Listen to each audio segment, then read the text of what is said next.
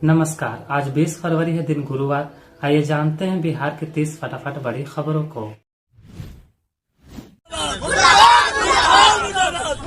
सासाराम में सीएम के खिलाफ मुर्दाबाद के नारे लगे। प्रदर्शनकारियों ने पुतला भी जलाया। नीतीश कुमार प्रगति यात्रा के दौरान यहां पहुंचे थे। ग्रामीण समस्याओं की सुनवाई नहीं होने से नाराज हैं। इनका कहना है कि जब कोई बात ही नहीं सुनी जा रही है तो ये कैसी प्रगति यात्रा है। भगवान राम को काल्पनिक बताने वाले केंद्रीय मंत्री जीतन राम मांझी ने महाकुंभ पहुंचकर संगम में डुबकी लगाई। एक्स पर पोस्ट शेयर करते हुए उन्होंने लिखा, लालू और ममता के पेट में दर्द होगा। उनके पोस्ट पर लोगों ने ट्रोल करना शुरू कर दिया। एक यूजर ने लिखा, 100 चूहे खाकर मांझी चले कुंभ। भागलपुर और आरा में एनआईए ने छापेमारी की है। ये कार्रवाई जाली नोट और आतंकी कनेक्शन को लेकर की गई। जांच एजेंसी ने 5 मोबाइल फोन, कुछ दस्तावेज और 90,000 रुपये कैश जब्त किया है। आरोपी नजरे आलम नेपाल के रास्ते पाकिस्तान से जाली नोटों की तस्करी करता है। वैशाली में पंजाब नेशनल बैंक के सीएसपी से बदमाशों ने 1.5 मिनट में 1.5 लाख रुपए लूट लिए। नकाबपोश अपराधियों ने पिस्तौल की नोक पर इस लूट को अंजाम दिया। ये वारदात गरौल थाना क्षेत्र के गोदिया बाजार की है। झारखंड के गिरिडीह में बाइक और स्कॉर्पियो की टक्कर में 6 लोगों की मौत हो गई। मरने वालों में 2 लोग मुंगेर के रहने वाले थे। टक्कर इतनी जबरदस्त थी कि बाइक में आग लग गई। स्कॉर्पियो भी बुरी तरह से क्षतिग्रस्त हो गई। मुजफ्फरपुर में दलित लड़की से शादी करने पर लड़के के परिवार वाले जान से मारने की धमकी दे रहे हैं। पुलिस भी सुरक्षा मुहैया नहीं करा रही है। जान बचाने के लिए पंकज और शोभा गांव छोड़कर भागने पर मजबूर हो गए हैं। मामला करजा थाना क्षेत्र के त्रिपुरा का है। बीपीएससी ने विरोध प्रदर्शन के बीच 17वीं मेंस परीक्षा की डेट जारी कर दी है। 25 से 30 अप्रैल तक एग्जाम होंगे। 21 फरवरी से आवेदन भरे जाएंगे। खान सर ने आयोग पर भ्रष्टाचार का आरोप लगाते हुए कहा, बीपीएससी इतनी डरी हुई क्यों है। पटना के कंकड़बाग में एक जमीन माफिया ने पुलिस पर फायरिंग कर दी। गोलीबारी होने के बाद 10 थानों की पुलिस और कमांडो फोर्स ने मोर्चा संभाला। 5 घंटे चले ऑपरेशन के बाद 4 अपराधियों ने सरेंडर कर दिया। मुख्य आरोपी धर्मेंद्र राय फरार हो गया। ये पूरी वारदात 2 करोड़ की जमीन को लेकर है। भागलपुर के कहलगांव रेलवे स्टेशन से 50 मीटर की दूरी पर एक नाबालिग के साथ गलत काम करने का मामला सामने आया है। वारदात की जानकारी के बाद 3 घंटे के अंदर पुलिस ने कार्रवाई करते हुए 4 आरोपियों को गिरफ्तार कर लिया, जबकि फरार एक अन्य की तलाश की जा रही है। पीड़िता का मेडिकल कराया गया है।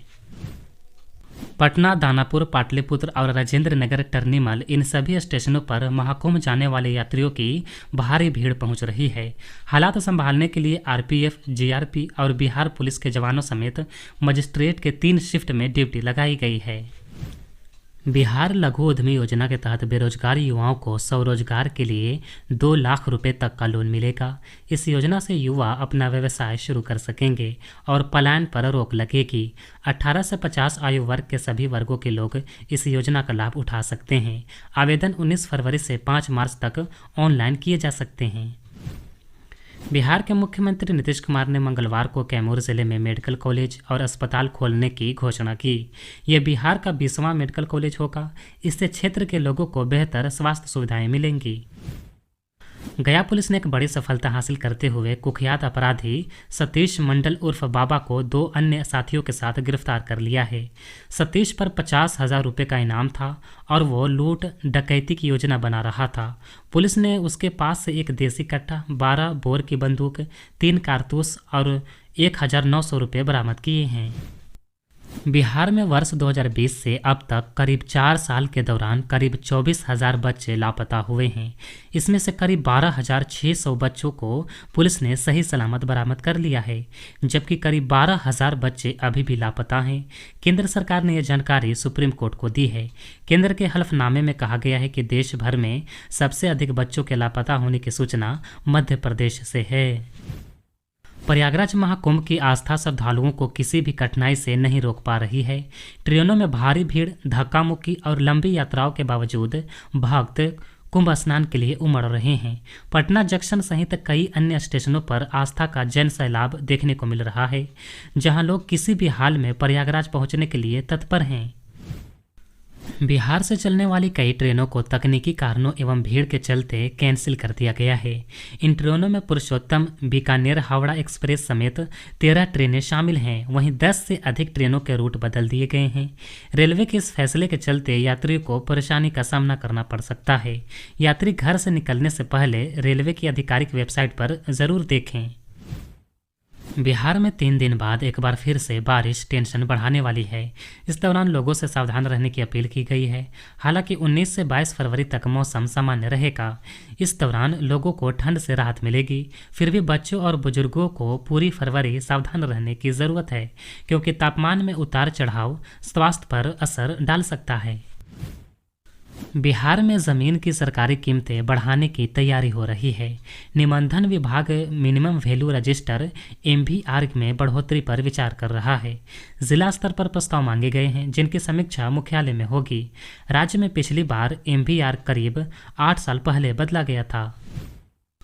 होली पर हवाई सफ़र करने वालों को इस बार जेब ढीली करनी पड़ेगी।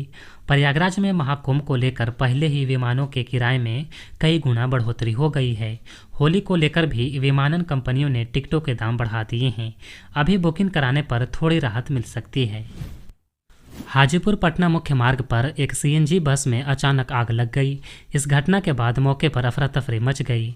बस पर सवार सभी यात्रियों ने किसी तरह से अपनी जान बचाई। वहीं चालक भी सुरक्षित है। इस हादसे में किसी के हताहत होने की खबर नहीं है।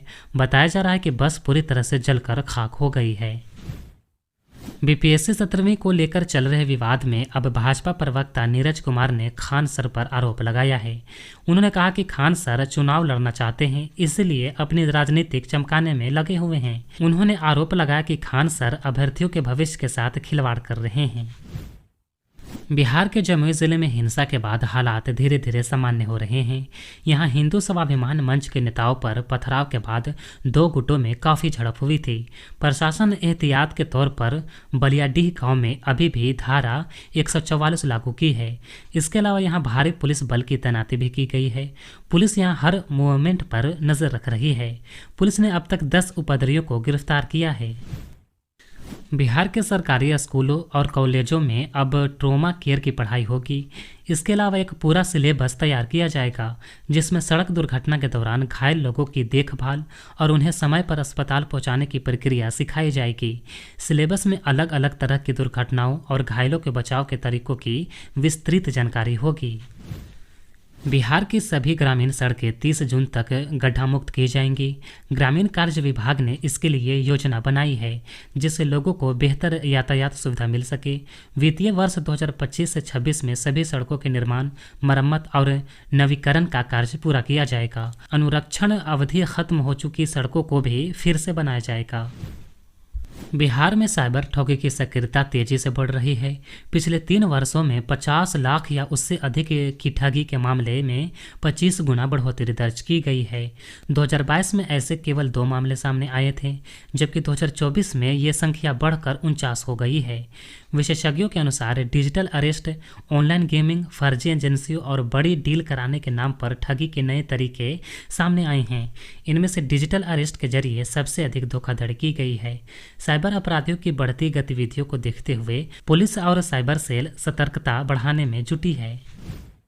बिहार के औरंगाबाद जिले के NH-19 पर बारूण थाना क्षेत्र के सिंदूरिया मोड़ के समीप तेज रफ्तार अनियंत्रित कार ने टर्निंग ले रही ट्रक्स में जोरदार टक्कर मार दी। इस घटना में कार सवार एक 26 वर्षीय युवक की मौत हो गई। वहीं उसके माता पिता गंभीर रूप से घायल हो गए। बिहार लोक सेवा आयोग BPSC की 17वीं PT परीक्षा को रद्द कर री एग्जाम कराने की मांग को लेकर छात्रों का प्रदर्शन लगातार 2 महीने से जारी है। इस बीच आयोग ने बुधवार को मुख्य परीक्षा मेंस की तिथि जारी कर दी है, जिससे छात्रों का गुस्सा और भड़क गया है।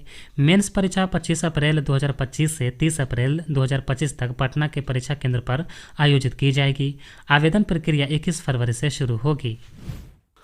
बिहार के औरंगाबाद जिले में नेशनल हाईवे 19 पर एक अनियंत्रित कार ने स्कूल जा रहे 10 वर्षीय बच्चे को रौंद दिया। इस घटना में उसकी मौके पर ही मौत हो गई। उसके साथ स्कूल जा रही उसकी 5 वर्षीय बहन गंभीर रूप से घायल हो गई है। घटना मदनपुर थाना क्षेत्र के मिठाइया गांव के पास हुई। बुधवार को उत्तर प्रदेश विधानसभा में मुख्यमंत्री योगी आदित्यनाथ ने संगम के पानी की गुणवत्ता पर उठाए जा रहे सवाल पर प्रतिक्रिया दी है। सीएम योगी ने संगम के पानी को स्नान करने के साथ साथ पीने के लायक भी बताया है। उन्होंने कहा कि गंगा जी हो या जमुना जी हो, उसके आसपास के सभी पाइपों और नालों को टेप कर दिया गया है और पानी को शुद्ध करने के बाद ही छोड़ा जा रहा है। उन्होंने कहा कि उत्तर प्रदेश प्रदूषण नियंत्रण बोर्ड वहां पर लगातार जल की मॉनिटरिंग करता है और उसकी गुणवत्ता को बनाए रखने के लिए काम करता है। सीएम योगी ने कहा कि आज की उनकी रिपोर्ट के मुताबिक संगम के पास BOD बायोकेमिकल ऑक्सीजन डिमांड की मात्रा और डिसॉल्व्ड ऑक्सीजन की मात्रा मानकों के अनुरूप है। इसका मतलब है कि संगम का जल स्नान के लायक है और आचमन करने के भी लायक है। विपक्ष पर तंज कसते हुए उन्होंने कहा कि जो लोग इसका दुष्प्रचार कर रहे हैं उन सबको इस बात को देखना चाहिए।